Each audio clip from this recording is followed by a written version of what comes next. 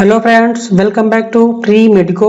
My self doctor Anant Raj Maurya. बच्चों, आज हम अपनी इस वीडियो लेक्चर में principle of inheritance and variation chapter के थ्योरी पोर्शंस डिस्कस करेंगे, जहां से मोस्ट ऑफ द क्वेश्चन आते हैं। स्टार्ट करते हैं बच्चों। Mendel law of inheritance. तो मेंडल को क्या बोला जाता है? मेंडल को फादर ऑफ जेनेटिक्स बोला जाता है। तो ही वर्ड ऑन गार्डन पी और पाइसम सटाइवम। इन्होंने गार्डन पी और पाइसम सटाइवम पर जो मटर होती है, हम लोग मटर खाते हैं, उस पर इन्होंने वर्क किया था, कार्य किया था, उस पर स्टडी किया था इन्होंने। ठीक है, और ये कब किया था ये क्वेश्चन पूछा जाता है। ये क्वेश्चन है, ये क्वेश्चन आ चुका है मिड 19th सेंचुरी में इन्होंने वर्क किया था। पीरियड फॉर कितने सालों तक के लिए? 7 ईयर, वेरी इंपॉर्टेंट। 1856 से 1863 तक इन्होंने 7 साल तक टोटल वर्क किया था। तो इनसे रिलेटेड 3 वर्क आए हैं। क्या है? इन्होंने गार्डन पेपर वर्क किया था, मिड 19th सेंचुरी में काम किया था, और 7 सालों तक इन्होंने काम किया था। 1856 से 63 तक वर्क किया था। ये क्वेश्चन आया हुआ है कि किस सन से किस सन तक इन्होंने वर्क किया था। ये इनकी बुक कब पब्लिश हुई थी? 7 सालों तक वर्क किया, और 1865 में इनकी बुक पब्लिश हुई थी जेनेटिक्स के। ठीक है, मेंडल स्टडीड 7 कॉन्ट्रास्ट कैरेक्टर। इन्होंने कितने contrast character? Total 7 contrast character इन्होंने यूज किया था। और कितने क्रोमोसोम पर था? टोटल नंबर ऑफ 4 क्रोमोसोम पर ये 7 कैरेक्टर थे। कौन कौन से क्रोमोसोम पर थे? फर्स्ट, 4, 5, 7, मतलब 1, 4, 5, 7 क्रोमोसोम नंबर पर इन्होंने वर्क किया था। मतलब ये सारे कैरेक्टर 1, 4, 5, 7 क्रोमोसोम पर ये पाए जाते थे, इनके 7 कॉन्ट्रास्ट कैरेक्टर पी के। ठीक है, और मेंडल ने क्या बताया कि मेंडल ने ये बताया कि जो ये कैरेक्टर एक जनरेशन से दूसरे जनरेशन तक ये ले करके जाते हैं कैरेक्टर्स, उनको इन्होंने क्या नाम दिया? उनको इन्होंने फैक्टर्स नाम दिया था। इन्होंने क्या नाम दिया? फैक्टर बोला था। नाउ वी आर कॉल्ड, इस फैक्टर को हम लोग अब क्या बोलते हैं? जीन बोलते हैं। ठीक है, हम लोग जीन बोलते हैं, जबकि मेंडल ने क्या बोला था? फैक्टर बोला था। तो gene coded for pair of contrast character. प्रत्येक जीन क्या कोड करता है? एक पेयर ऑफ कॉन्ट्रास्ट कैरेक्टर को कोड करता है। कॉल्ड, उसको क्या बोलते हैं? इस पेयर ऑफ कॉन्ट्रास्ट कैरेक्टर को एलेल्स बोला जाता है। एलेल्स आर, जो एलेल्स होते हैं ये डोमिनेंट हो सकते हैं या रिसेसिव होते हैं। डोमिनेंट होंगे तो कैपिटल में डिनोट किया जाता है, रिसेसिव होंगे तो स्मॉल में डिनोट किया जाता है। ओके बच्चों, क्लियर? तो बच्चों, मेंडल ने जो 7 कॉन्ट्रास्ट कैरेक्टर लिए थे, पी पर वर्क किया था, ये 7 कॉन्ट्रास्ट कैरेक्टर ये यहाँ पर डिनोट कर रहे हैं इस डायग्राम में। इस पिक में मैं डायग्राम आपको शो कर सकता हूँ। तो ये याद करने का तरीका क्या है इसका, कि कोई पौधा होगा तो क्या होगा? तो प्लांट जब जमता है तो स्टेम तैयार होता है। तो स्टेम एक ही कंडीशन होती है स्टेम की, या तो स्टेम छोटा होगा या तो बड़ा होगा, 2 ही रिलेटेड है, इससे ज्यादा स्टेम से कोई रिलेटेड नहीं है। तो फर्स्ट फैक्टर क्या है? स्टेम हाइट, टाल या ड्वार्फ। टाल है तो डोमिनेंट है, ड्वार्फ है तो रिसेसिव है। स्टेम बड़ा होगा, बड़ा होने के बाद क्या होगा? उस पर क्या आएंगे? नेक्स्ट स्टेप क्या होगा? स्टेम पर फ्लावरिंग आएगी। तो फ्लावर 2 तरीके हो सकता है, flower position and flower colour. फूल का स्थान और फूल का कैसा रंग है। तो फूल का स्थान क्या? फ्लावर पोजीशन में क्या है कि अगर ये लीव्स के साइड साइड में फूल निकलता है तो इसको एक्सिलरी बोला जाता है या एक्सियल बोला जाता है। अगर ये स्टेम के टिप पर आ जाएगा तो इसको टर्मिनल बोला जाता है। तो इनमें जो था फ्लावरिंग का, इनका कहना था कि जो ये जिस डायग्राम में फ्लावर पोजीशन है, फ्लावर पोजीशन ये लीव्स के साइड में निकला है। लीव्स के साइड में निकलेगा तो क्या बोला जाएगा? एक्सियल बोला जाएगा इसको, ये एक्सियल हो जाएगा। ठीक है, ये एक्सियल है। ओके, बट एक्सियल डोमिनेंट है एंड टर्मिनल देखो टिप पर आ गया, ये टिप पर है, ये साइड में ना निकल करके सीधे डायरेक्ट टिप पर निकला हुआ, तो ये क्या हो गया? टर्मिनल हो गया।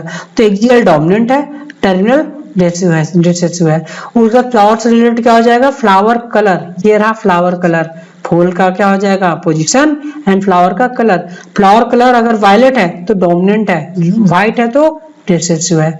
तो 2 हो गए। स्टेम हाइट, ठीक है, हाइट में टॉल एंड ड्वार्फ हो गया। अब स्टेम में क्या आएगा? फ्लावर आएगा। फ्लावर एक्सियल हो सकता है या तो टर्मिनल हो सकता है, और फ्लावर से रिलेटेड कलर हो जाएगा। फ्लावर वायलेट है तो डोमिनेंट है, व्हाइट है तो रिसेसिव है।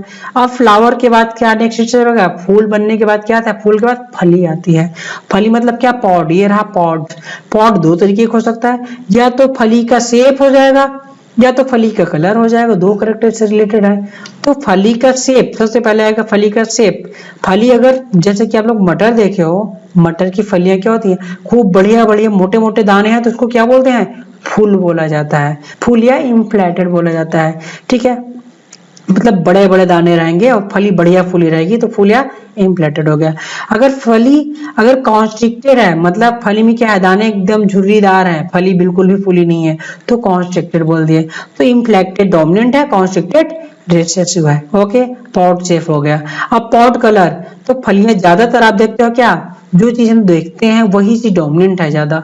तो फली बढ़िया सी क्या है कि ग्रीन दिखती है, तो ग्रीन डोमिनेंट है। अगर येलो है तो रिसेसिव है। हम लोग क्या देखते हैं, हमेशा मटर की फली हमेशा हरी हरी दिखती है, तो हरी क्या हो जाएगी, डोमिनेंट हो जाएगी, येलो रिसेसिव हो जाएगी। क्लियर। स्टेम हाइट टाल डोमिनेंट, डॉर्फ रिसेसिव हो जाएगा। देन स्टेम में फ्लावर रहेगा, flower position and flower colour. Next pot shape, pot colour हो गया। अब पॉट फली के अंदर पाया क्या जाएगा, सीड पाया जाएगा। नेक्स्ट हम लोग आते हैं किस पर, सीड पर आते हैं। सीड शेप, सीड का शेप कैसा है और सीड का रंग कैसा है। सीड अगर बढ़िया सा फुला फुला है तो ये राउंडेड हो जाएगा, बढ़िया सीड रहेगा तो क्या हो जाएगा, राउंड डोमिनेंट हो जाएगी। और रिंकेड झुर्री झुर्रीदार, रिंकेड मतलब झुर्रीदार होगा, ये क्या हो जाएगा, रिसेसिव हो जाएगा। तो ज्यादातर मटर हम लोग देखते हैं क्या है कि बढ़िया बढ़िया दाने होते हैं तो ये डोमिनेंट हो जाएगा, राउंड डोमिनेंट, रिंकल्ड रिसेसिव हो जाएगा। नेक्स्ट आते हैं सीड कलर पर। तो मटर जब पक जाती है तो वो कैसी दिखती है, वो येलो कलर की दिखते हैं। ठीक है, तो येलो डोमिनेंट हो जाएगा सीड कलर और ग्रीन रिसेसिव हो जाएगा। तो जितने भी मटर देखते हैं हम लोग येलो ही रहता है, ग्रीन बहुत कम ही मिलता है। तो येलो डोमिनेंट, ग्रीन रिसेसिव। तो मीन्स याद करने का सबसे बेस्ट तरीका यही है कि आप एक एक स्टेप को पकड़ लो, आप याद हो जाएगा। तो सीड जब सबसे पहले क्या, सीड जमता है, सीड जब जर्मिनेट करेगा तो स्टेम बनाएगा। तो एक character, stem height tall dwarf, stem में फ्लावर लगेगा, flower position axial terminal, flower colour violet and white, flower से दो चीजें रिलेटेड है। ठीक है, फ्लावर के बाद फली आती है। Pod shape full constricted, inflated constricted dominant recessive, मतलब pod colour green and yellow, green dominant yellow recessive. Next आता है पॉड के बाद सीड आ जाएगा। सीड से क्या रिलेटेड हो जाएगा, सीड से हो जाएगा क्या, round wrinkled, round dominant, wrinkled recessive and seed colour yellow dominant, green recessive हो जाएगी। ये याद करने का तरीका है, इसको कैसे याद कर सकते हो। Okay, clear. Next Mendel of inheritance. Mendel give the two law, Mendel ने दो लॉ दिए थे।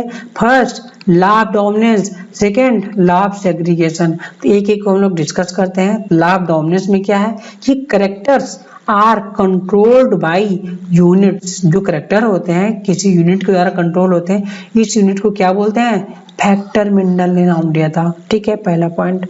और फैक्टर क्या होंगे, ये पेयर्स में होते हैं, very important, factor occurs in pairs. Mendel ने जिनको फैक्टर नाम दिया था, फैक्टर पेयर्स में होंगे। और फैक्टर ये डिसिमिलर होते हैं। ठीक है, डिसिमिलर पेयर या तो डोमिनेंट हो सकते हैं, कैपिटल टी, या रिसेसिव हो जाएंगे, स्मॉल टी, ये रिसेसिव। तो ये फैक्टर जो है ये एक पेयर होंगे, या तो डोमिनेंट हो गए तो रिसेसिव हो जाएंगे। तो law of dominance use to explain, जो लॉ ऑफ डोमिनेंस था क्या वहां यूज करते हैं, लॉ ऑफ डोमिनेंस को यूज किया जाता है एक्सप्लेन करने में किसके, expression of only one parental, दो पेरेंट होंगे उसमें केवल एक पेरेंट को एक्सप्लेन किया जाता है करेक्टर को। इन F1 F2 दोनों जनरेशन में लॉ ऑफ डोमिनेंस एप्लीकेबल होगा। F2 जनरेशन में क्या आता है, 3:1 रेशियो आता है। ठीक है, तो 3 डोमिनेंट 1 रिसेसिव हो जाता है।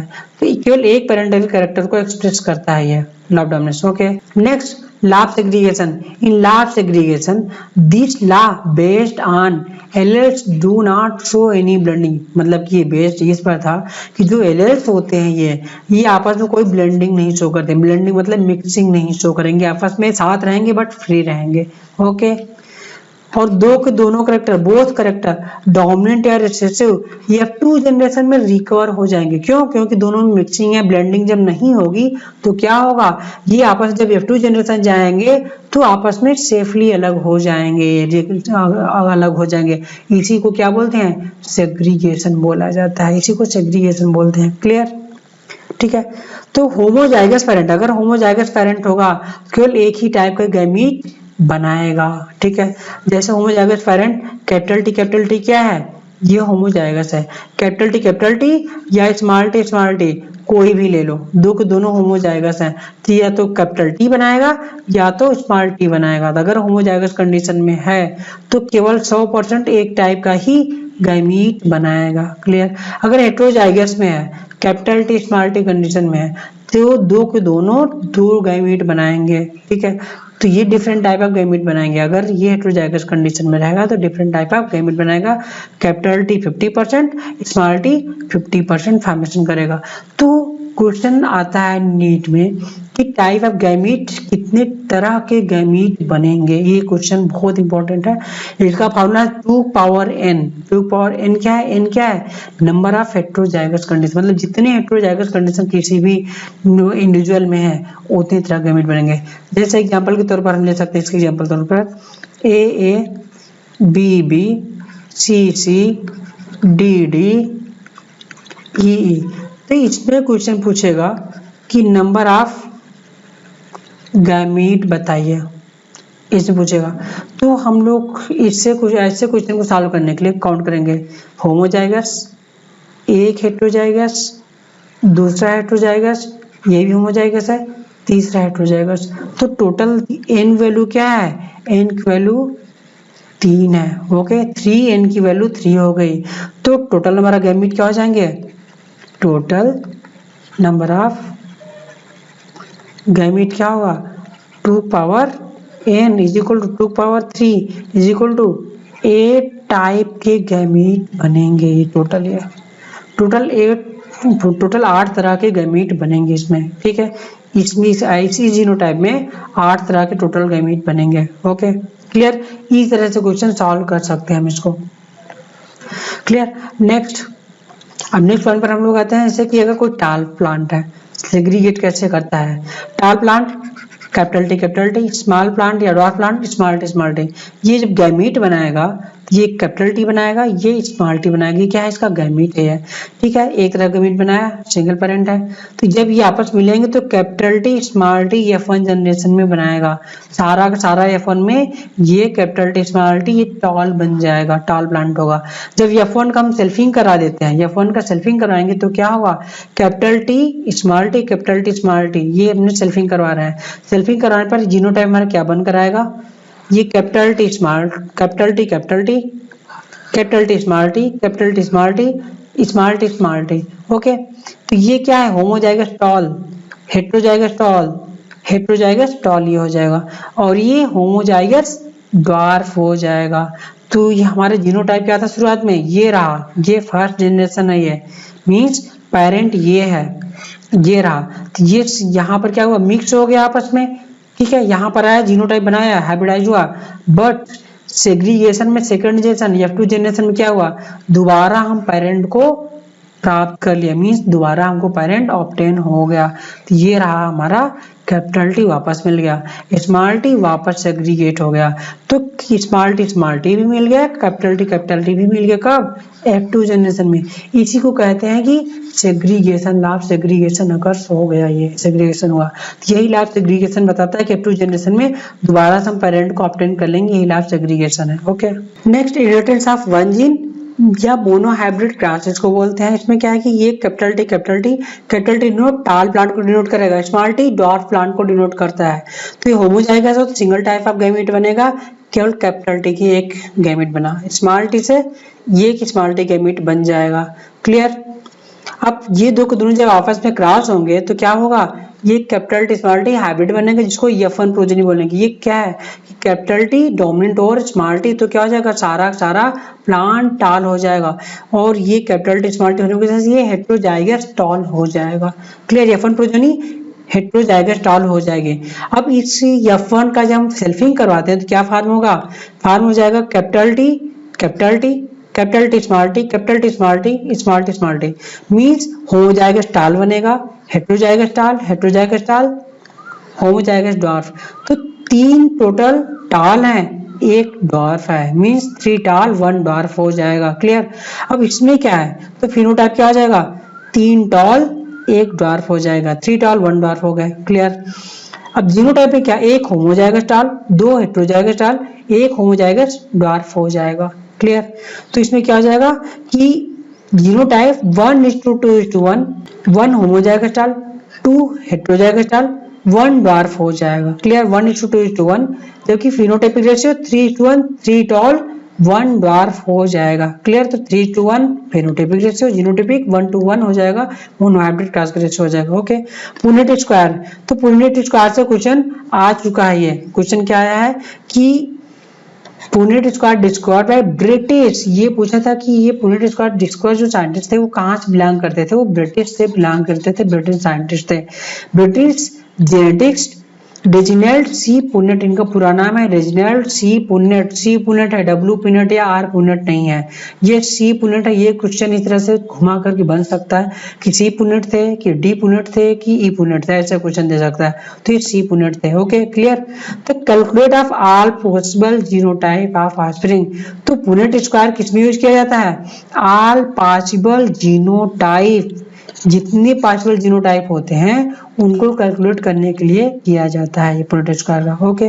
नेक्स्ट इनहेरिटेंस ऑफ 2 जीन को डिस्कस करेंगे। तो लॉ ऑफ इंडिपेंडेंट असार्टमेंट इससे रिलेटेड है। इसमें क्या है कि 2 जीन रहेंगे, एक क्या है राउंड एंड सेकंड रिंकल्ड। तो राउंड डोमिनेट, रिंकल्ड रिसेसिव हो जाएगा, पहला जीन हो गया। सेकंड जीन येलो कलर, ये सीड कलर का है, येलो एंड ग्रीन, ये सेकंड जीन हो जाएगा। ओके। तो round capital R and yellow capital Y, ये डोमिनेंट एक साथ में आ गए। Round and yellow seeds dominant, wrinkled and green recessive seed हो जाएगा। तो ये क्या हो जाएगा, तो सिंगल टाइप ऑफ गैमेट बनाए, capital R capital Y, small R small Y. जब दोनों हाइब्रिड होंगे तो क्या बनाएंगे, capital R capital Y small Y, ये हाइब्रिड प्रोजेनी फॉर्मेशन हो जाएगी, ये F1 जनरेशन होगी जो कैसे होगी, डोमिनेंट को शो करेगी। तो ये क्या हो जाएगा, राउंड एंड येलो टोटल ये प्लांट प्रोड्यूस करेगा। तो सीड कैसा हो गया, राउंड एंड येलो सीड हो गया, डोमिनेंट कैरेक्टर को शो करेगा। ओके। जब इसका F1 का सेल्फिंग हमने कराया, सेल्फिंग कराने पर F2 जनरेशन आएगा। F2 जनरेशन में क्या हो जाएगा, टोटल जब इसको पुनेट स्क्वायर करेंगे तो total 16 type of progeny formation हो जाएगी। ठीक है।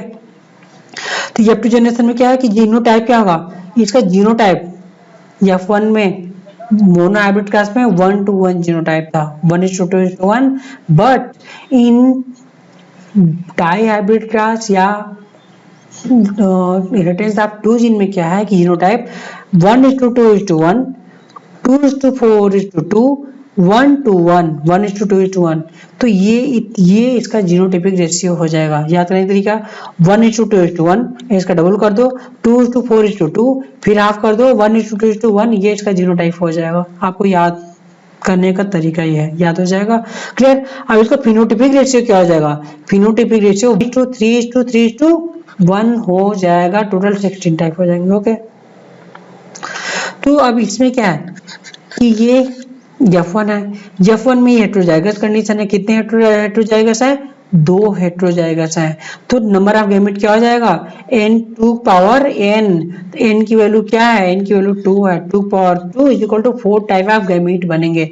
तो कैपिटल आर, ये गैमेट बनाने का तरीका यही सबसे बेस्ट है कि capital R capital Y, capital के साथ स्मॉल वाई लिख दीजिए, फिर रिसेसिव के साथ मतलब स्मॉल आर के साथ कैपिटल वाई फिर स्मॉल वाई। अब इसके साथ ये गैमेट बन जाएगा, इसके साथ ये गैमेट बनेगा, इसके साथ ये बनेगा, इसके साथ ये बनेगा। तो टोटल ये टाइप ऑफ गैमेट हो जाएंगे, ये total 2 power 2 is equal to 4 type of gamete बन जाएंगे। 4 इधर जब स्क्वायर करेंगे इसका बनाएंगे तो total 16 type of progeny produce होगी, जिसका जीनोटाइप ये हो जाएगा, फिनोटाइप 9331 हो जाएगा। Clear. Next trick for calculating number of genotype and phenotype in dihybrid class. तो इस पर क्वेश्चन देता है कि कौन सा जीनोटाइप कितने नंबर में है। इस पर क्वेश्चन ढेर सारे निकल जाएंगे, आपके पास टाइम कम होता है, पर पुनेट स्क्वायर यूज करोगे तो पॉसिबल नहीं कि आप एग्जाम में क्वेश्चन कर सको, आप छोड़ दोगे। बट ये जो मैं ट्रिक बताया हूँ एकदम सिंपल वे में है, बहुत सिंपल है और बहुत फास्ट आप कर सकते हो। बट आपको एक दो प्रैक्टिस करके सीख लो कैसे किया जा रहा है, आपका एग्जाम में बहुत सिंपली कर ले जाओगे। क्लियर। तो जो इसका जीनोटाइप है बस उसी को अरेंज हमने कर दिया है। तो जीनोटाइप क्या था, 1:2:1 था पहला। सेकंड में 2:4:2 था। थर्ड में क्या था कि 1:2:1 था। क्लियर, ये हो गया। अब इसमें जीनोटाइप किसी का भी डायहाइब्रिड क्लास का लिखना है तो एक जीन को क्या करना है कि डोमिनेंट रख देना है पहले वाले में।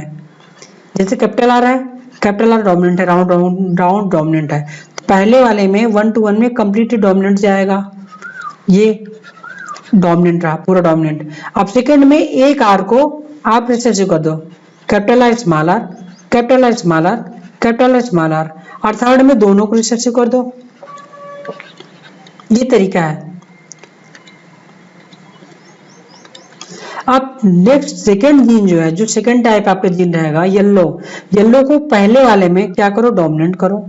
अब इसको क्या करो, अब इसको नेक्स्ट सेकंड वाले में इसको एक रिसेसिव कर देना है, ये स्मॉल आर रिसेसिव, इसमें दो के दोनों रिसेसिव। इसी तरीके से तीनों आप फिलअप कर लो, capital Y, capital Y, capital Y, small Y, small Y, small Y, capital Y, capital Y, capital Y, small Y, small Y, small Y.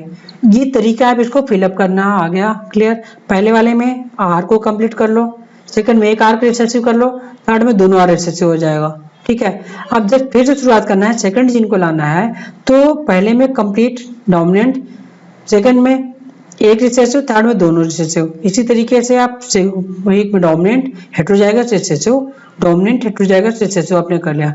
अब ये चीज आप काउंट कर सकते हो, किसी भी जीनोटाइप का नंबर कैलकुलेट कर सकते हो यहाँ से। Very simple, very easy way method में आप कैलकुलेट कर सकते हैं। अगर पूछता है कि राउंड रिंकल्ड, क्वेश्चन क्या पूछेगा कि राउंड एंड येलो कितनी है, राउंड एंड येलो, ये क्या है, डोमिनेंट है, डोमिनेंट जीनोटाइप है। ये टोटल कितना है, तो ये क्या है, ये राउंड येलो हो गया, एक डोमिनेंट है, ये डोमिनेंट है राउंड, बट ये डोमिनेंट तो है ना, ये राउंड येलो ये भी हो जाएगा। राउंड ये क्या है, ये ग्रीन है, तो ये राउंड येलो ये नहीं है, तो ये एक round yellow, second round yellow, और राउंड येलो कहाँ पर है, ये येलो राउंड, राउंड येलो, इसमें भी राउंड येलो यहाँ भी है, राउंड येलो है, ये ग्रीन है। ओके। अब यहाँ पर येलो तो है बट ये क्या है, ये रिंकल्ड है, राउंड नहीं है। तो टोटल राउंड येलो कितने हो गए, राउंड येलो हो गए हमारे कितने, ये रहा, ये और ये रहा। तो नंबर कैसे आप निकालोगे, नंबर निकालने का तरीका है कि कितने नंबर में कितने हैं, बस काउंट कर लो। राउंड येलो एक यहाँ पर है, दो ये है, तो 1 2 3 3, और ये भी राउंड येलो 3 2 5 5, और ये 4 5 4 9, राउंड येलो टोटल 9 हो गए। क्लियर, ये तरीका हो निकालने का। नेक्स्ट अगर पूछता है क्या, round and green, round and green अगर पूछता है तो राउंड ग्रीन कौन सा है, ये राउंड एंड ग्रीन ये है, एक राउंड ग्रीन ये है, एक राउंड ग्रीन ये है, एक राउंड ग्रीन ये रहा, राउंड एंड ग्रीन, और कहीं राउंड नहीं है, रिंकल्ड है, और ग्रीन तो है बट राउंड ग्रीन नहीं है। तो राउंड ग्रीन कितने हो गए, 1 2 3, तो टोटल राउंड ग्रीन 3 हो गए। आप एक ये हो गया, दो ये हो गया, काउंट कर लिए 1 2 3 राउंड ग्रीन हो गया। नेक्स्ट क्या आता है, नेक्स्ट आता है कौन सा आएगा, रिंकल्ड एंड येलो। ये रहा wrinkled and yellow, wrinkled yellow, wrinkled green. तो रिंकल्ड येलो कितने हो गए, रिंकल्ड येलो एक ये वाला है, एक ये वाला है, ठीक है, तो 2 1 3, रिंकल्ड येलो 3 नंबर में हो गए। अब रिंकल्ड एंड ग्रीन, ये रहा रिंकल्ड एंड ग्रीन, और कहीं है नहीं है, रिंकल्ड एंड ग्रीन का नंबर 1 हो गया। तो ये साइड वाला ये नंबर डिनोट करेगा कौन कितने नंबर में है, आप ये काउंट कर सकते हो यहाँ से कोई भी जीनोटाइप आप कैलकुलेट कर सकते हो। क्लियर, यहाँ से आपको प्रैक्टिस करोगे तो आ जाएगा, एक दो बार प्रैक्टिस करोगे क्लियर हो जाएगा। मैंने बगल बनाया हुआ है साइड में, बट फिर भी मैं आपको यहाँ पर कैसे बना ये डिनोट किया हूँ मैं इसको। क्लियर, तो यहाँ पर आप देख सकते हो जो मैंने आप लोगों के लिए ड्रॉ किया हुआ है। तो 1 to 1, 2 for 2, 1 to 1 मैंने किया round, capital R capital Y, इस तरीके से मैंने इसको फिलअप कर दिया, इधर फिलअप कर दिया, कंप्लीट मैंने जैसा बताया वैसा फिलअप कर दिया। और सबके सामने मैंने नेमिंग भी लिख दी है ये। क्लियर, राउंड येलो ये है, राउंड येलो राउंड ग्रीन हो जाता है, राउंड येलो राउंड ग्रीन। तो round wrinkled means wrinkled yellow wrinkled and green, ये टोटल इसके हो जाते हैं। मैंने कहा आप कोई भी जितना है आप काउंट कर सकते हो। तो राउंड एंड येलो वाला कितना है, 4 है ये, राउंड एंड येलो वाला 2 है यहाँ पर, ये राउंड येलो फिर 2 है, राउंड येलो 1 है। तो आप काउंट कर लो कितने, 4 2 6 7 8 9 हो जाएगा। रिंकल्ड एंड ग्रीन एक ही है, ये एक इसका नंबर हो जाएगी, नंबर डिनोट कर रहा है। क्लियर, यहाँ से ये सबसे इजी है, सबसे फास्ट मेथड है कैलकुलेट करने का। नेक्स्ट आता है इन F2 जनरेशन में। नेक्स्ट इन F2 जनरेशन में क्या है कि F2 जनरेशन में ये round and wrinkled, round dominant है, रिंकल्ड रेशियो। तो F2 जनरेशन में भी simplest law of dominance follow करेगा। तो राउंड एंड रिंकल्ड वही 3:1 रेशियो आएगा। तो राउंड देखते हैं, round 1 number, wrinkled round 1 number, round फिर 2 आया, 2 1 3 और ये भी राउंड 4 हो गया, 4 और राउंड 2, 4 2 6, फिर राउंड 4 6 4 10 और ये राउंड ये 12, टोटल राउंड 12 हो गए। एंड रिंकल्ड कहाँ पर है, रिंकल्ड ये रिंकल्ड है नहीं, सब राउंड है। ओके, तो ये रिंकल्ड 1 2 3 4 मीन्स 4 रिंकल्ड हो जाएंगे। तो 4 रिंकल्ड हो गए, ये रिंकल्ड है 4। तो ये 16 में से टोटल 12 राउंड हो गए। रेशियो क्या आया, 3/4 रेशियो, मतलब 4 में 3 आया। और 4 16 में 4 आ गए, मतलब 16 में 4 आ गए रिंकल्ड। तो 1/4 1/4 आ गए, 4 में 1 आ गए, तो 3 round and 1 wrinkled. Okay, 3:1 ratio आ गया यहाँ पर। ओके, येलो एंड ग्रीन का देख लेते हैं। येलो ग्रीन, ये येलो है, ये येलो है। ओके, ये येलो इधर येलो, ये येलो, तो टोटल येलो कितने हो गए, 2 3 4 7 2 9 2 11 12 12 हो गए येलो। तो 12/16 3/4। Okay, clear. अब ग्रीन देखते हैं, 1 2 1 मतलब 1 2 3 1 4 4/16 इक्वल टू क्या हो जाएगा, ये 1/4। तो ये भी क्या आ जाएगा, 3:1 का रेशियो ये भी आ गया। मीन्स ये भी डोमिनेंट है रेशियो, डोमिनेंट रेशियो ऑलवेज 3:1 ही आएगा, कहीं भी रहेगा। यहाँ से कैलकुलेट कर सकते हैं इसको भी।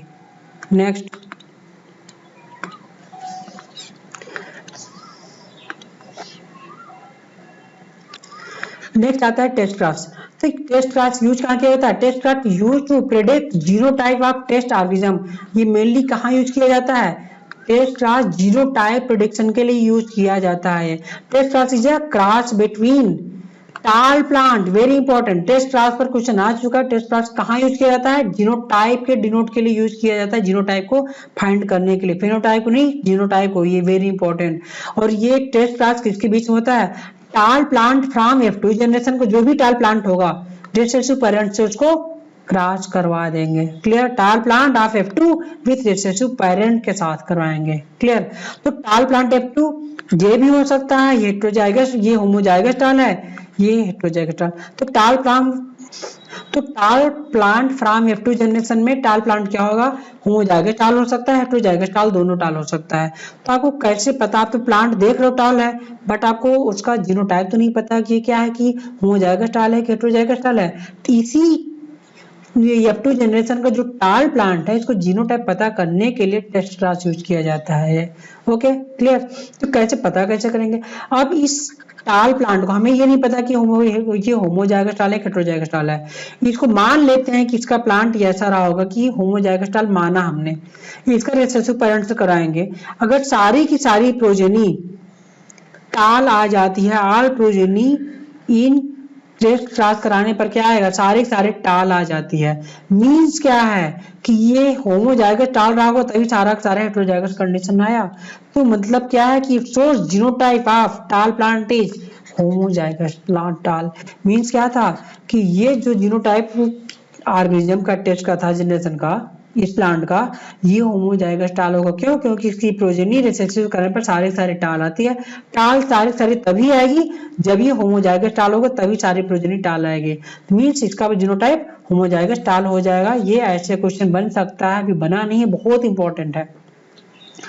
अब नेक्स्ट हम देखते हैं कि अगर हम हेटेरोजाइगस टाल लेते हैं, अगर मानते हैं कि प्लांट हेटेरोजाइगस टाल है, तो क्या होगा, हेटेरोजाइगस का अगर हम रिसेसिव पेरेंट से कराएंगे तो क्या हो जाएगा, हेटेरोजाइगस को कराने पर क्या आएगा कि एक यहाँ पर कैपिटल टाल है, ओके, तो एक स्मॉल टी है, तो कहीं ना कहीं इसमें डॉर्फ आना ही आना है। तो इसमें हम जब हम क्रॉस कराएंगे तो क्या हो जाएगा, एक टाल यहाँ आएगा, एक टाल ये, एक टाल ये, मीन्स 50% टॉल प्लांट आएंगे और 50% डॉर्फ प्लांट आ जाएंगे। अगर हमारी नेक्स्ट प्रोजेनी अगर हम पेरेंट से कराते हैं तो 50% टाल 50% डॉर्फ आती है। इसका मतलब कि कहीं ना कहीं ये जो टॉल प्लांट है इसका जीनोटाइप क्या होगा, ये हेटेरोजाइगस टॉल होगा। क्लियर? मीन्स अगर हम पेरेंट से कराने पर उसमें टाल और डॉर्फ दोनों उसकी प्रोजेनी में आ जाते हैं तो बताता है कि ये जीनोटाइप उस प्लांट का हेटेरोजाइगस टाल है। वो अगर सारे क्या आएंगे, सारे टाल प्रोजेनी आ जाएंगी तो होमोजाइगस टाल हो जाएगा। सारी प्रोजेनी अगर 50% टाल 50% डॉर्फ आ जाती हैं तो क्या हो जाएगा, ये हेटेरोजाइगस टाल हो जाएगा। ये डिनोट करेगा, बहुत इंपॉर्टेंट क्वेश्चन यहाँ से बनेगा। जबकि अभी तक केवल आप लोग यहाँ तक सोचते हो कि होमोजाइगस टाल क्रॉस विथ रिसेसिव पेरेंट, केवल इतना ही आप जानते हो। तो ये चीज नहीं है, एनसीईआरटी में क्लियरली इस चीज को डिफाइन किया है एनसीईआरटी ने कि कैसे हम पता कर सकते हैं जीनोटाइप टाल प्लांट का, क्योंकि ये भी हो सकता है, ये भी हो सकता है, दोनों हो सकता है, बट पता क्या करना है, पता तभी होगा। टेस्ट क्रॉस हो गया। अब डायरेक्ट क्रॉस पर क्वेश्चन बनता है, cross between F1 and any parent, F1 की प्रोजेनी, ये क्या है, F1 की क्रॉस F2 नहीं, F2 की बात नहीं कर रहा है, F1 की कर रहा है कि F1 के साथ किसी भी पेरेंट से आप करा देते हो, ठीक है, F1 के साथ कराने पर किसी भी करंट से कराओगे तो बैक क्रॉस हो जाएगा। रिसेसिव से नहीं, डोमिनेंट से भी करवा सकते हो। Okay, next incomplete dominance. Incomplete dominance क्या होता है कि F1 जो प्रोजेनी होगी not symbol of any parent. अभी तक लोग क्या देखते थे, F1 प्रोजेनी ये टॉल या डोमिनेंट पेरेंट जैसी दिखती थी तो लॉ ऑफ डोमिनेंस हो जाता था। बट इनकम्प्लीट डोमिनेंस क्या है, ना तो वो डोमिनेंट पेरेंट जैसी दिखेगी ना तो वो रिसेसिव पेरेंट जैसी दिखेगी। मींस ये प्रोजेनी क्या है, रेड है, ये व्हाइट है, प्लांट है, ठीक है, इसका जब क्रॉस कराते हैं तो ये पिंक दिखती है। तो पिंक जो है ना तो रेड से मिलती है डोमिनेंट वाले से, ना व्हाइट रिसेसिव से मिलती है। तो जब ये दोनों से नहीं मैच खाती है क्या हुआ, इनकम्प्लीट डोमिनेंस, ना तो ये डोमिनेंट हो पाई ना तो रिसेसिव हो पाई, दोनों के बीच में रह गई, तो इसलिए ये इनकम्प्लीट डोमिनेंस है। अगर डोमिनेंस होता तो क्या होता, ये रेड जैसा दिखता तो लॉ ऑफ डोमिनेंस हो जाता। क्लियर? तो F1 progeny not resemble of any parent, it phenotypically appear these two parent, मतलब कि इन दोनों जो पेरेंट है इनसे फिनोटिपिकली इसे नहीं दिखता, इन दोनों के जैसा इन दोनों के बीच में दिखेगा, ठीक है, इन दोनों के बीच में दिखेगा मतलब दोनों के जैसा नहीं दिखेगा। एग्जाम्पल क्या है, एग्जाम्पल इसके दो एग्जाम्पल है। एग्जाम्पल क्या है, फ्लावर कलर इन एंटीराइनम नेजर्स या स्पीसीज, मींस एंटीराइनम स्पीसीज या स्नैपड्रैगन बोलते हैं या डॉग फ्लावर बोला जाता है। इसका प्लांट क्या शो करता है, ये इनकम्प्लीट डोमिनेंस शो करता है। जो डायग्राम आप लोग देख पा रहे हो ये क्या है, एंटीराइनम नाजेस या स्नैपड्रैगन या डॉग फ्लावर का ये। अब इसमें क्या है कि कैपिटल आर रेड शो करेगा, स्मॉल आर ये व्हाइट शो करेगा, कैपिटल आर स्मॉल आर ये पिंक को शो करता है ये। क्लियर? तो जब इसमें जब रेड और ये व्हाइट है इनका ये बनाया हमने गैमेट बनाया, कैपिटल आर स्मॉल आर बना, जब क्रॉसिंग करवाया कैपिटल स्मॉल आर, ये जो F1 प्रोजेनी बनती है ये पिंक आती है, ये पिंक क्या होगी, F1 प्रोजेनी पिंक हो जाएगी। जब F1 की इस पिंक का सेल्फिंग कराया जाता है तो क्या हुआ, ये सेग्रीगेट हो जाता है, ये सेग्रीगेट हो जाएगा, सेग्रीगेशन F2 जनरेशन में क्या हो जाएगा, सेग्रीगेट हो जाएगा।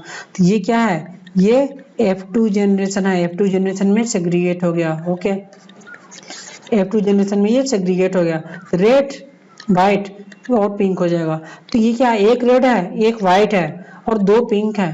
क्लियर। तो इसका जीनोटाइप भी यही है, एक होमोजाइगस रेड है, होमोजाइगस वाइट है, एंड क्या हेटेरोजाइगस पिंक हो जाएगा दो। तो जीनोटाइप और फिनोटाइप दो के दोनों 1:1 ओके।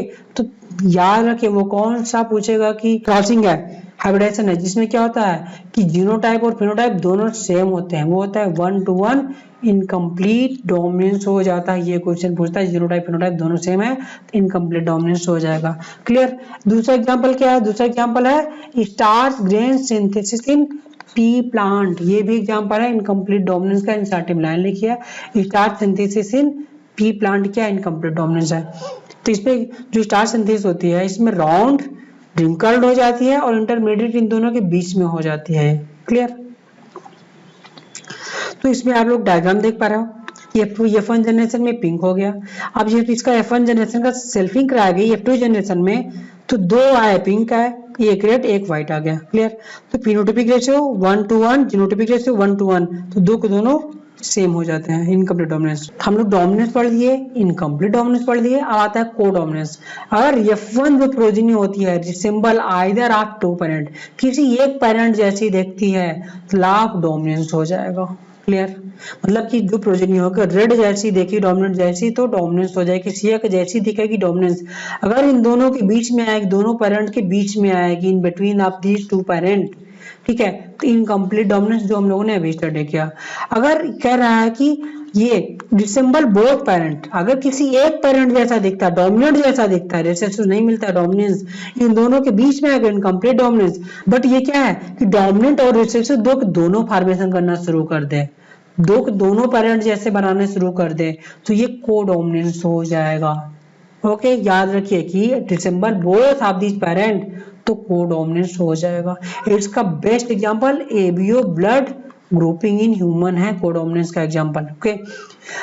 तो मींस जीन आई जो एबीओ ब्लड ग्रुपिंग होती है इसको कंट्रोल करने वाला कौन सा होता है, जीन आई इसको कंट्रोल करता है एबीओ ब्लड ग्रुपिंग को। तो जीन आई है 3 एलेल्स, इसके पास 3 एलेल्स मिलकर के सिंगल मींस ब्लड ग्रुप को कंट्रोल करते हैं। More than 1 allele controlling single character called multiple allelism. तो ABO blood grouping is a example of multiple allelism. पहला क्वेश्चन बहुत इंपॉर्टेंट। मींस 3 जीन, कौन से gene, I A, I B, small I. Okay. तो I ये क्या produce करेगा, एक तरह का शुगर प्रोड्यूस करेगा, आई बी नहीं other type of sugar produce करेगा। Means I B different type of sugar produce करेंगे, but small I not produces any sugar, कोई शुगर प्रोड्यूस नहीं करता है ये। क्लियर। तीनों जीन में। तब इसमें क्या है कि I A I B completely dominant over small I, मतलब आई ए आई बी ये स्मॉल आई मींस जो स्मॉल आई कोई शुगर प्रोड्यूस नहीं करता था उस पर कंप्लीटली डोमिनेंट है। तो कौन सा एग्जांपल हो जाएगा, लॉ ऑफ डोमिनेंस को शो करेगा। तो ABO blood grouping also example of law of dominance. ये सेकंड टाइप क्वेश्चन बना। पहला type multiple allelism, second law of dominance को शो करेगा। ठीक है। अब आप ध्यान देते हैं आई ए और स्मॉल आई। तो आई ए क्या है, डोमिनेंट और आई क्या फॉर्म होगा, आई ए एक्सप्रेस हो जाएगा तो ब्लड ग्रुप ए हो जाएगा। तो आई ए है तो ब्लड ग्रुप ए फॉर्म हो जाएगा। लेकिन स्मॉल आई साथ में है तो स्मॉल आई पर डोमिनेंस होने की वजह से ब्लड ग्रुप ए बन जाएगा। इसी तरह से स्मॉल आई बी, इस तरीके से आई बी और स्मॉल आई बी बन जाए, आई बी फॉर्म करेगा। क्यों, I B dominant over small I तो ब्लड ग्रुप बी बनेगा। I B blood group B form करेगा। Okay. I A I B दो के दोनों है तो आई बी दो के दोनों शुगर प्रोड्यूस करेंगे, तो दोनों एक्सप्रेस करेंगे तो blood group A B form हो जाएगा। तो ये क्या हुआ, जो ब्लड ग्रुप आई बी दो के दोनों एक्सप्रेस कर दिए तो ये को डोमिनेंस को शो कर दिया। Question number 3। तो blood grouping also example of codominance का एग्जांपल हो जाएगा। तो लाभ डोमिनेंस का एग्जांपल हुआ I B dominant over small I, लाभ डोमिनेंस हो जाएगा, मल्टीपल एलिज्म हो जाएगा, एंड थर्ड को डोमिनेंस। तो ब्लड ग्रुपिंग का क्वेश्चन आ चुका है। Blood grouping example of multiple allelism, लाभ डोमिनेंस एंड को डोमिनेंस, तीनों का एग्जांपल हो जाएगा। स्मॉल आई है कोई भी एक्सप्रेस नहीं करेगा तो ब्लड ग्रुप ओ हो जाएगा, ना ए होगा ना बी होगा ना ए बी होगा, multi blood group O form हो जाएगा। So ABO blood grouping have 6 genotype 4 phenotype, इसलिए एबीओ ब्लड ग्रुपिंग में 6 जीनोटाइप हो जाते हैं, 4 फिनोटाइप हो जाते हैं। कौन कौन से जीनोटाइप है? एक हो जाएगा first genotype, second genotype, okay, third genotype, fourth genotype, fifth genotype and sixth genotype हो जाएगा। क्लियर? अब फिनोटाइप में क्या हो जाएगा? I A small I A type, second phenotype, A B third phenotype, O fourth phenotype. तो total number of 4 phenotype, 6 genotype हो गए। मैंने बताया कहां से जीनोटाइप 6 आए। Okay, clear? So, ABO blood grouping are example of law of dominance, multiple and codominance का example हो जाएगा। ये एनसीईआरटी का डायग्राम है। एनसीईआरटी में क्या डायग्राम दिया है कि IA और IA ये दोनों पेरेंट्स से जब मिलेंगे, दोनों एलेल्स आएंगे तो क्या ऑफिस में मिल जाएगा? IA और IA बन जाएगा, ब्लड ग्रुप ए बन जाएगा। एक पेरेंट से IA आया, एक पेरेंट से IB आया, तो दोनों बच्चे में क्या जाएगा? IA और IB दो को दोनों जाएगा, तो AB ब्लड ग्रुप हो जाएगा। अब एक पेरेंट से IA आया, एक पेरेंट से स्मॉल आई आया, तो बच्चे जीनोटाइप में क्या जाएगा? IA स्मॉल आई हो जाएगा, but IA dominant over small I तो ब्लड ग्रुप ए फॉर्म हो जाएगा। क्लियर? अब एक पेरेंट से IB आया, दूसरे से IA आया, क्लियर? तो ये ब्लड ग्रुप IB बच्चे का जीनोटाइप हो जाएगा। ठीक है, तो AB ब्लड ग्रुप हो गया। ओके, और IB ये दोनों आया तो क्या हो जाएगा? IB हो जाएगा, तो बच्चे में क्या आ जाएगा? IB और IB जाएगा, तो ब्लड ग्रुप बी हो जाएगा। अब इस IB और स्मॉल आई, तो बच्चे में क्या हो जाएगा? IB और स्मॉल आई हो गया, तो ब्लड ग्रुप बी फॉर्म हो जाएगा। अब एक पेरेंट से स्मॉल आई है, दूसरे से भी स्मॉल आई आया, तो बच्चे में क्या जाएगा? स्मॉल आई दो को दोनों स्मॉल आई गया, तो कोई शुगर नहीं फॉर्म करेगा, तो ब्लड ग्रुप ओ हो जाएगा। IA ये क्या है? ये एक तरह का जीनोटाइप हो गया। IA IB सेकेंड तरह का जीनोटाइप हो जाएगा। IA स्मॉल आई ये थर्ड जीनोटाइप हो जाएगा। IA IB हो चुका है, तो ये तीसरा टाइप जीनोटाइप रहा। IB ये फोर्थ टाइप जीनोटाइप हो जाएगा। I स्मॉल IB ये फिफ्थ टाइप जीनोटाइप हो जाएगा। ओके, और ये छठे तरह का जीनोटाइप हो जाएगा। ये जीनोटाइप हो जाएगा। 4 फिनोटाइप, 1 2 3 4, टोटल 4 फिनोटाइप हो जाएंगे, 6 जीनोटाइप हो जाएंगे। क्लियर? Next polygenic inheritance. नाम क्या है? नाम से मैचिंग खा रहा है, पॉलीजीन। पॉली मतलब ढेर सारे जीन मिलकर के एक कैरेक्टर को कंट्रोल करेंगे तो पॉलीजेनिक इनहेरिटेंस बोला जाता है।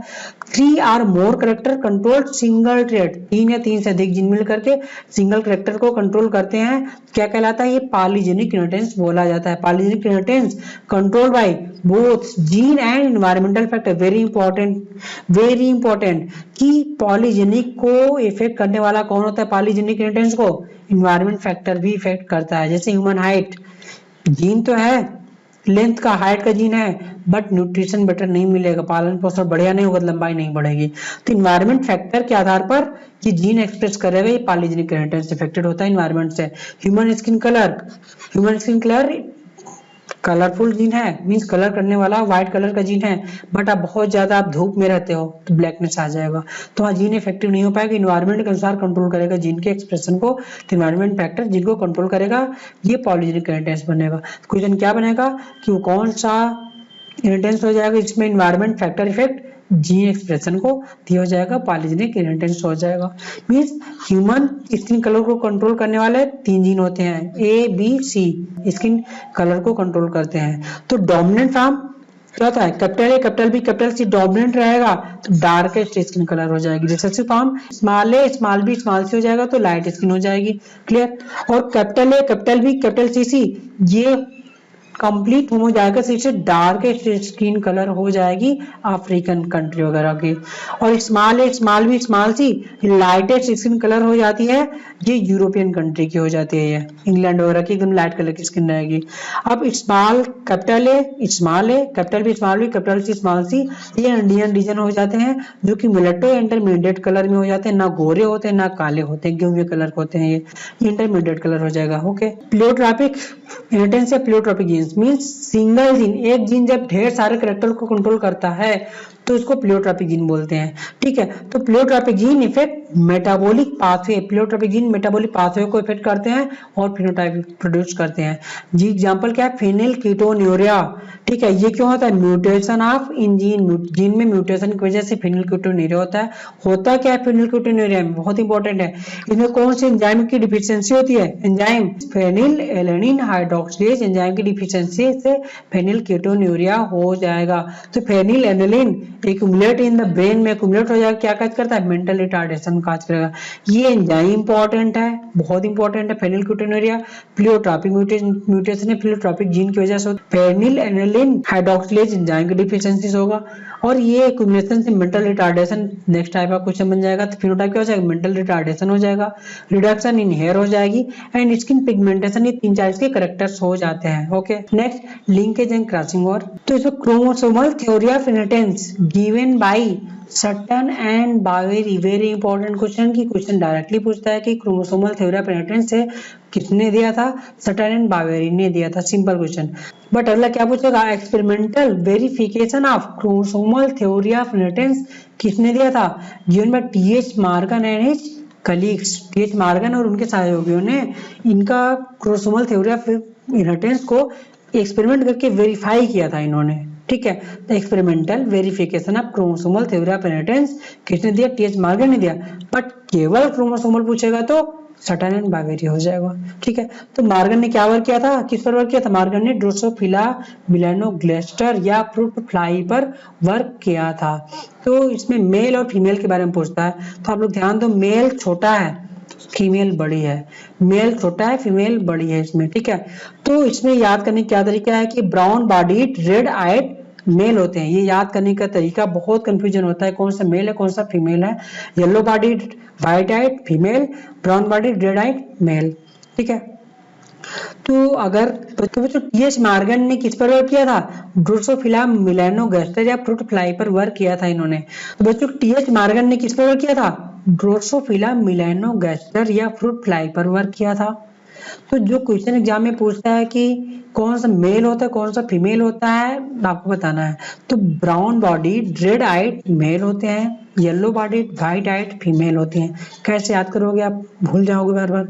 तो आप लोग सिंपल सर्किट में जाओगे, जब इलेक्ट्रोस्टेट में जाओगे तो रेजिस्टेंट वाले में पूछता है कलर कोडिंग ऑफ रेजिस्टेंट, वहां पर ये आपका न्यूमोनिक याद करना होता है। BB Roy of Great Britain have good wine, ये कलर कोडिंग वहां से होती है। ठीक है, बहुत इंपॉर्टेंट ये न्यूमोनिक है, एकदम सिंपल वे में वहां को क्वेश्चन निकलता है, तो यहाँ पर इसको यूज कर सकते हैं। तो बीबी रॉय क्या है, ये मेल है, बीबी रॉय एक आदमी थे जो उनका नाम बीबी रॉय था। ठीक है, जो मेल है उनके पास वाइन भी पीते थे, वाइन पीते थे, बीबी रॉय मेल थे। तो ब्राउन बॉडीड आदमी, भूरे कलर के आदमी गोरे नहीं मिलेंगे आपको जल्दी, ये भूरे या गेहुए कलर के मिलेंगे। तो ब्राउन बॉडीड हो गया, मेल है तो ब्राउन बॉडीड हो गए। और रेड, ये red eyed, E Y I for I हो गया। ओके, रेड आइड बीबी रॉय क्या है, रेड आइड हो गए ये। तो ब्राउन बॉडीड रेड आइड, ये कौन है, मेल है, इसे याद कर सकते हो। यह वाइन कौन पीता है, आदमी पीता है, मेल पीता है वाइन ढेर सारा।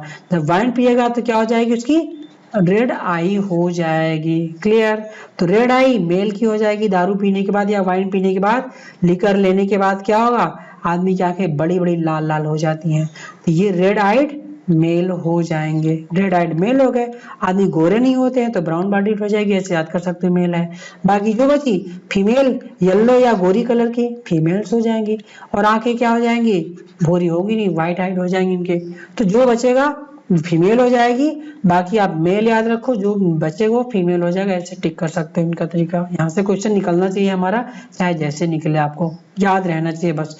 मैंने तरीका को बताया, आपको अच्छा लगे तो याद करना, नहीं तो आपको जो भी आपको ट्रिक आपके पास याद करने का तरीका हो, सबसे कंफ्यूजन यहाँ होता है। ओके, नेक्स्ट क्या है कि physical association of two gene को लिंकेज बोला जाता है। Physical association of two gene linkage, जबकि रिकॉम्बिनेशन या क्रॉसिंग और किसको बोलते हैं, non parental gene combination known as recombination. अगर फिजिकल एसोसिएशन है तो linkage, non parental gene combination है तो रिकॉम्बिनेशन। तो if gene were tightly linked, बहुत इंपॉर्टेंट क्वेश्चन, अगर जीन टाइटली लिंक है तो लो रिकॉम्बिनेशन हो जाएगा। क्लियर। अगर लूजली लिंक है तो हाई रिकॉम्बिनेशन हो जाएगा, मीन्स रिकॉम्बिनेशन ज्यादा कब होगा, जब क्या होगा, लूजली लिंक हो जाएगा। और क्या लिंकेज जस्ट उल्टा है, टाइटली लिंक है तो हाई लिंकेज हो जाएगा। ठीक है, मैं यहाँ पर लिख देता हूं कि टाइटली लिंक है लो रिकॉम्बिनेशन एंड हाई लिंकेज हो जाएगा, एंड लूजली लिंक है हाई रिकॉम्बिनेशन लो लिंकेज हो जाएगा। ये दोनों अपोजिट होते हैं। तो मॉर्गन के स्टूडेंट थे अल्फ्रेड स्टार्टवेंट, इन्होंने क्या दिया, student of Morgan give frequency of recombination and distance between gene. तो रिकॉम्बिनेशन और डिस्टेंस बिटवीन जीन के बारे में अल्फ्रेड स्टार्टवेंट ने बताया था। तो distance between two gene measured in centimorgan, तो distance between two gene measured in centimorgan measure किया जाएगा। ये क्वेश्चन आ चुका है। 1 centimorgan is equal to 1% recombination. 1 centimorgan क्या होगा, 1% रिकॉम्बिनेशन को शो करेगा। नेक्स्ट हो जाएगा कि सेक्स डिटरमिनेशन इन ऑर्गेनिज्म का ये क्वेश्चन पूछते हैं। तो determination of sex by chromosomal difference के आधार पर, तो इसमें क्या है, ह्यूमन एंड ड्रोसोफिला सेम होते हैं। Male heterogamety, male different chromosome पाया जाएगा, फीमेल सेम रहेगी। Grasshopper female same male different, तो ग्रॉसहॉपर XX X 0 हो जाएगा, female XX X Y show करता है। तो ये दोनों क्या है, मेल हेटेरोगैमेटी है, मेल हेटेरोगैमेटी ये शो करते हैं ये human and Drosophila and grasshopper. जबकि बर्ड क्या है, ZZ and ZW। Female heterogamety shows by bird, female heterogamety show करती है। और मेल में क्या होगा, सेम रहेगा, होमोजाइगस कंडीशन पाई जाएगी, हेटेरोजाइगस फीमेल में होती है। तो ये क्या है, ये मेल का याद रखिए, ये XY क्रोमोसोम है। तो Y क्रोमोसोम क्या है, छोटा है। ये क्वेश्चन आया हुआ कि Y chromosome smaller than X होता है। बहुत इंपॉर्टेंट लाइन बता रहा हूँ, याद रखिए, Y क्रोमोसोम छोटा होता है, X से स्मॉलेस्ट क्रोमोसोम Y होता है ये। Okay clear. Female same chromosome, Drosophila XY female same हो जाएगी। और ZZ ये क्या हो जाएगा, मेल बर्ड हो जाएगा, और फीमेल बर्ड में हेटेरोगैमेटी हो जाएगी। ओके।